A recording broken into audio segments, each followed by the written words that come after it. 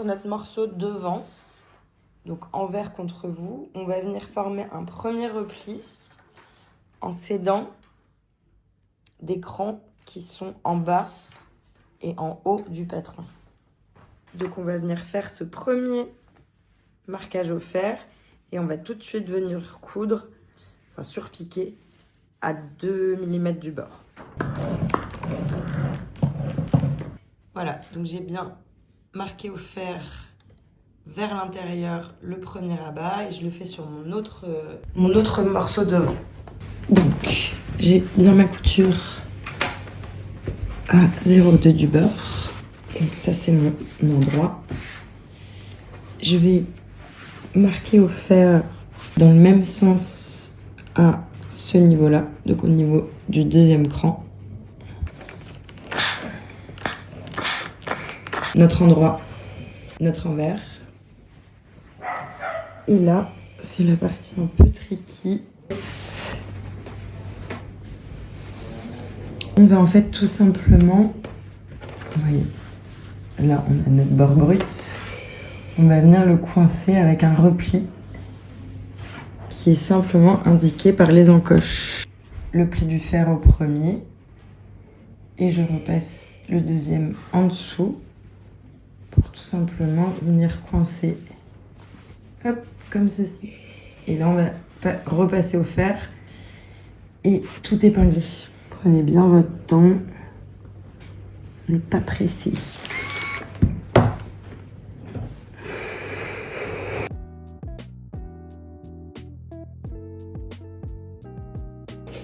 On vient piquer, alors, idéalement sur l'endroit, hop, au plus près du bord pour être sûr de prendre toutes les épaisseurs.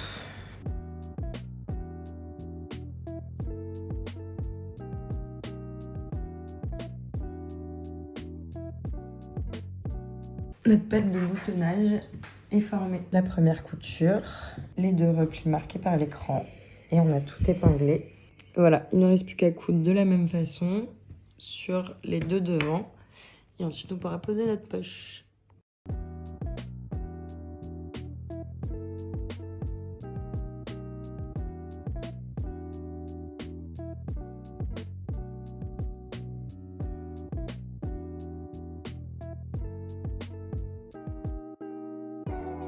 Voilà, nos deux boutonnières avant sont faites. Donc maintenant, je vais aller surjeter le tour de ma poche pour pouvoir la positionner à l'aide de la marque qui est sur le patron. Donc notre première étape, ça va être de former deux replis au fer de 1 cm chacun sur nos poches. Puis ensuite, on va venir surjeter le tour. Voilà, j'ai surjeté ma poche. Comme vous pouvez le voir, j'ai choisi moi de la découper dans l'autre sens pour faire un contraste. J'aime la mettre à gauche. Bien entendu, vous pouvez en faire deux. Vous pouvez la mettre à droite.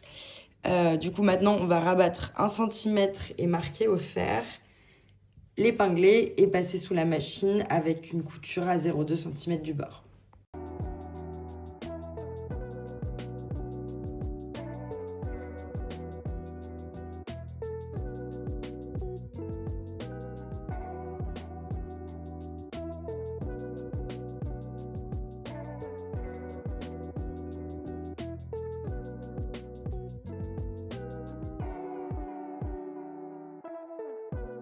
Donc maintenant que notre poche est posée, on va passer au dos. On va venir positionner endroit face à nous la grande partie dos. Et là, on va venir prendre un sandwich avec le haut du dos. Donc, endroit contre endroit, je positionne une première partie dos haut. Et ensuite, je procède de la même façon. Donc, endroit contre moi. Je viens positionner en dessous. Donc là, on aura endroit contre envers. La deuxième partie dos haut. Et là, je vais venir épingler les 3 épaisseurs bien bord à bord.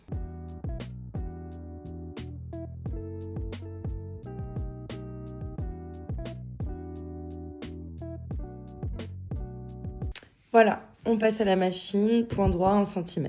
J'ai assemblé mes 3 épaisseurs et je vais tout de suite venir aplatir ma couture au fer puisqu'ensuite on va surpiquer. Vous pouvez choisir votre largeur de surpiqûre. Moi je vais partir sur un 0,2, 0,3. Juste il faudrait que ce soit le même surtout parce que vous allez voir les manches qui vont partir du coup de là auront la même surpiqûre.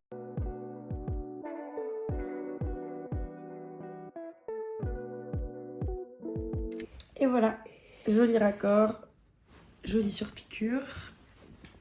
Et maintenant, on va passer à ma partie préf, la technique du burrito. Pour la technique du burrito, c'est-à-dire l'assemblage de votre dos à 2 couches, 2 épaisseurs, et de vos pièces devant. On va commencer par aligner les épaules endroit contre endroit des 2 côtés. Et de là, je vous conseille déjà d'épingler cette première épaisseur.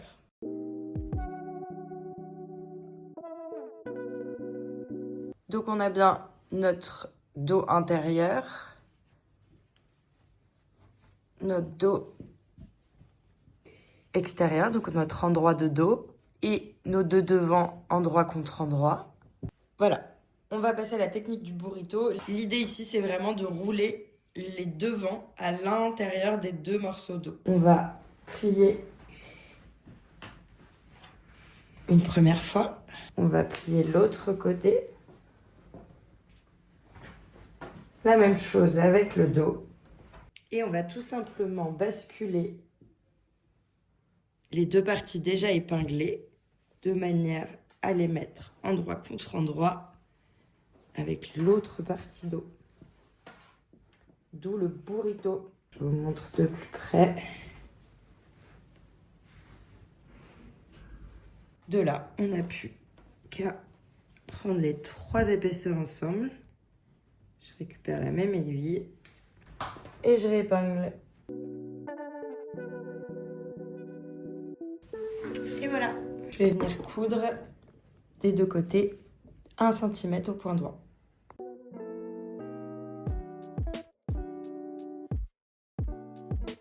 Voilà, notre burrito est cousu. Et du coup, là, on va simplement ressortir notre chemise. Du coup, là, on va faire la même chose. On va bien aplatir nos coutures. Et on va venir surpiquer à la même distance que la surpiqûre d'eau. Donc, moi, je me suis servi du petit point rouge sur mon pied. Du coup, je vais réutiliser ça. Et voilà, nos surpiqûres sont faites. On va pouvoir passer aux côtés et aux manches. De là, on va du coup positionner notre chemise endroit contre endroit pour assembler nos 2 côtés. Donc on épingle, on coud idem à 1 cm. Et si vous avez la possibilité de surjeter, c'est idéal. Sinon, un point zigzag ou un point surjet si vous en avez un sur votre machine.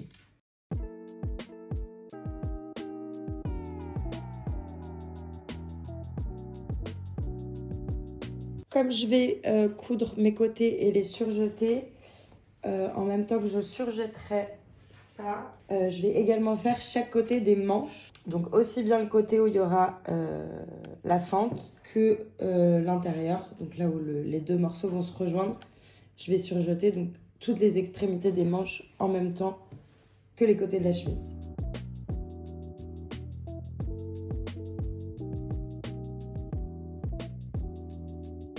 On va maintenant venir assembler nos manches. Donc pour ça, on dépose les plus petites pièces manches endroit contre endroit sur les plus grandes pièces. Et on va venir coudre à 1,5 cm cette fois. Et on s'arrêtera juste au niveau du début de la fente.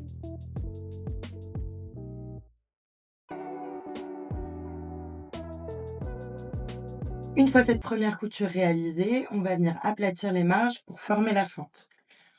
On va tout de suite surpiquer, donc au niveau de la fente à 1 cm.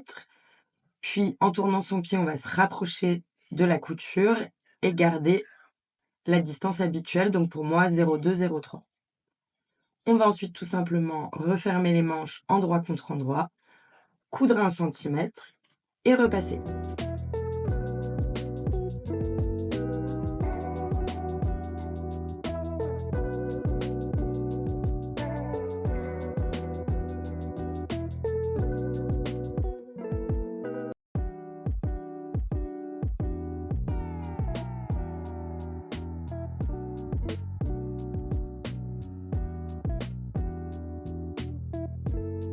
Maintenant, on va coudre nos manches à notre chemise. Pour ça, retournez votre chemise l'envers à l'extérieur et insérez votre manche endroit contre endroit.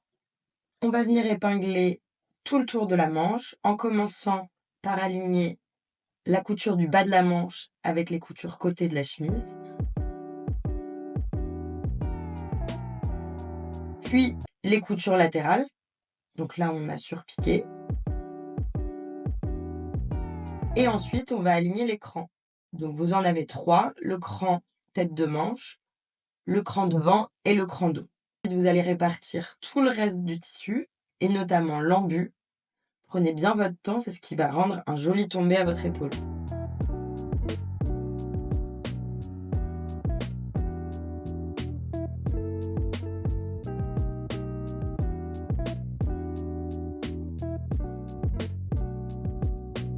Une fois que vous avez fait tout le tour et bien sécurisé, on va coudre au point droit à 1 cm et surjeter.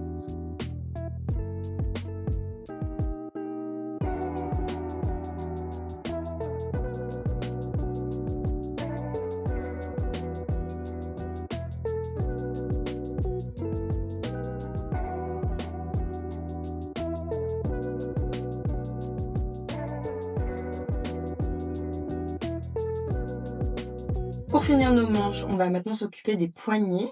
Donc on va prendre nos 4 pièces pour former 2 paires en positionnant le tissu endroit contre endroit. Une fois qu'on a bien positionné nos tissus, on va venir sur 2 des 4 pièces, donc une fois par paire, former un repli d'1 centimètre vers l'extérieur. On épingle ensuite tout autour et on va venir faire une couture à 1 centimètre en prenant bien son temps pour former de beaux arrondis, encore une fois pour avoir de belles finitions.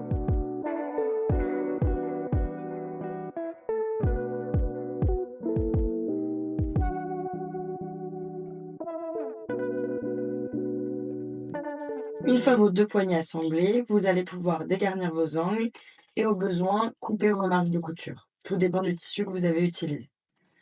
Une fois cette étape faite, on va venir repasser en pensant à bien sortir ses angles, toujours pour avoir de belles finitions.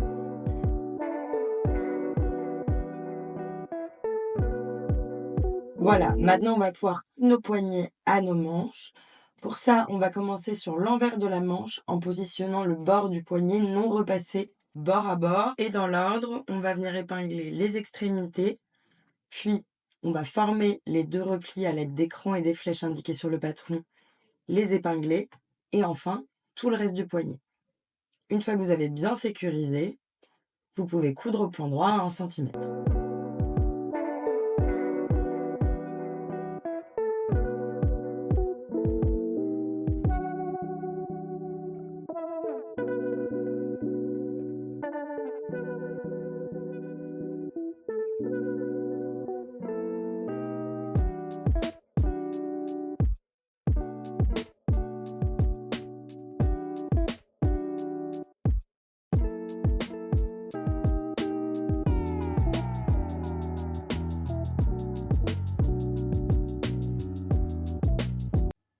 Une fois l'intérieur du poignet cousu, on va s'occuper de l'extérieur. Pour ça, on va simplement le retourner.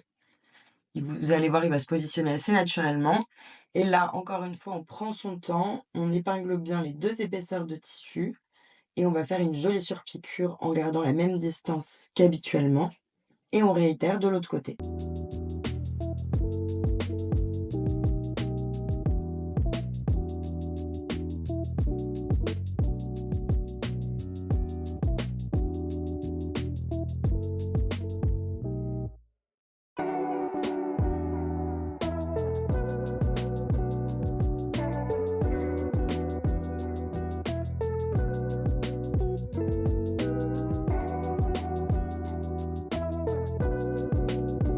On va maintenant s'occuper de l'assemblage de notre col.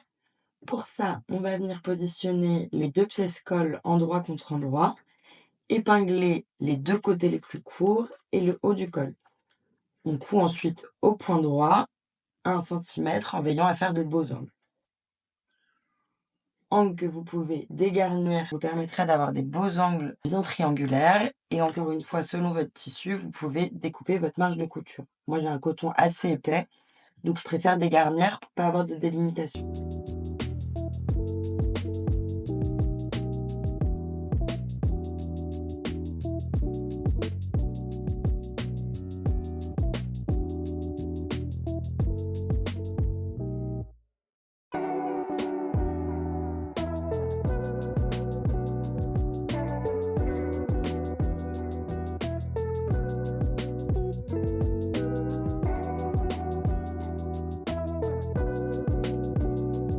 Notre colle assemblée, on va s'occuper du pied de colle. Alors moi je préfère, avant de former mon repli, les épingler entre elles puisque comme mon tissu n'a pas d'endroit et d'envers, enfin en tout cas il est compliqué à distinguer, ça me permet de pas faire de bêtises. Donc je vais venir épingler l'arrondi, de mon pied de colle et je vais venir au fer former un repli d'1 centimètre vers l'extérieur. De là, je vais venir glisser mon col en sandwich entre mes 2 pièces. Donc mon col, il est retourné, il est à l'endroit et mes 2 pièces sont toujours endroit contre endroit. Vous avez des crans présents sur le col, sur le milieu du col et le milieu du pied de colle pour vous permettre de bien aligner le tout, puisque vous allez voir sur les côtés, il va vous rester quelques centimètres sans colle. De là, j'épingle et je vais venir coudre à 1 centimètre au point droit.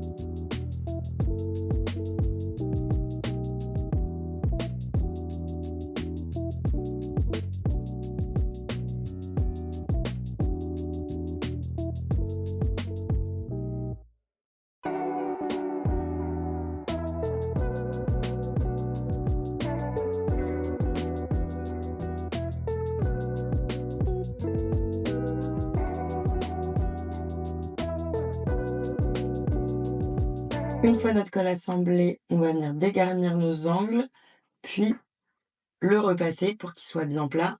Ce sera beaucoup plus simple pour la suite.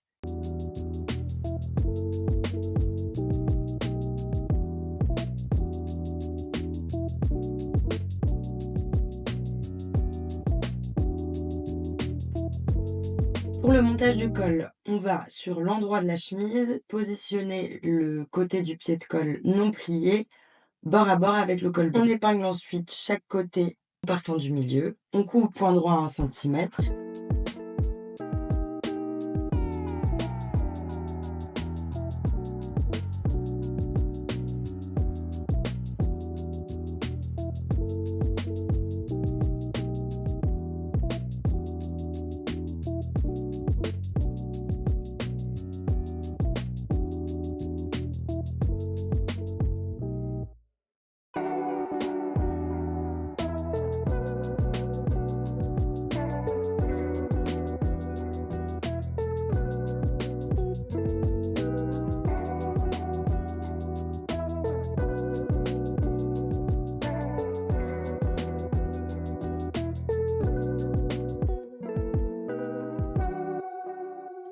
Maintenant, on va venir replier notre col vers l'intérieur et procéder de la même façon que pour les poignets. Donc prenez bien votre temps pour vous assurer que vous épinglez toutes les épaisseurs de tissu. Et au niveau des extrémités de pied de colle, il vous suffit de rabattre votre tissu vers l'intérieur et d'épingler.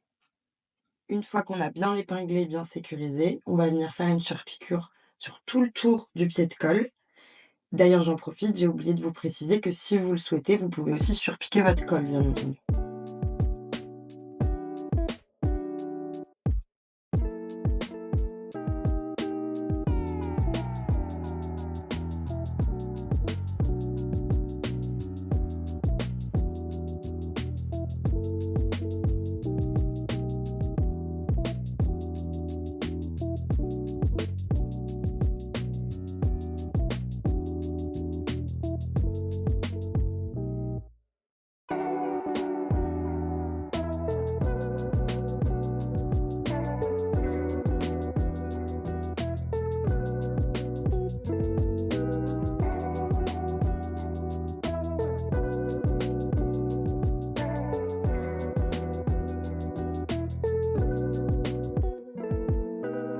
J'ai le plaisir de vous annoncer que votre chemise est bientôt terminée. Il vous reste plus qu'à former votre ourlet.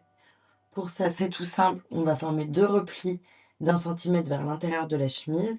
Encore une fois, prenez votre temps puisqu'on est sur un ourlet arrondi. Donc s'il y a un défaut au moment du repassage, il y aura un défaut au niveau de la couture. Donc n'hésitez pas à bien utiliser votre vapeur. Et pour former le deuxième repli et avoir une jolie finition, je vous conseille de rentrer vers l'intérieur le coin de la chemise. Ensuite, on va coudre à 0,2-0,3 du haut du repli. Il ne vous restera plus qu'à coudre vos boutons et vos boutonnières. Vous pouvez aussi opter pour des boutons pression. J'espère que ce tuto a été clair. Je suis désolée si les images étaient un peu floues. C'était avant les vacances et la sortie de la collection. Et désolée aussi pour ma voix. Il faut vraiment que j'investisse dans un micro. Et en plus de ça, il fait 35 degrés. On se retrouve très prochainement pour le tuto de la blouse Charlotte et en attendant, je vous souhaite une très bonne couture.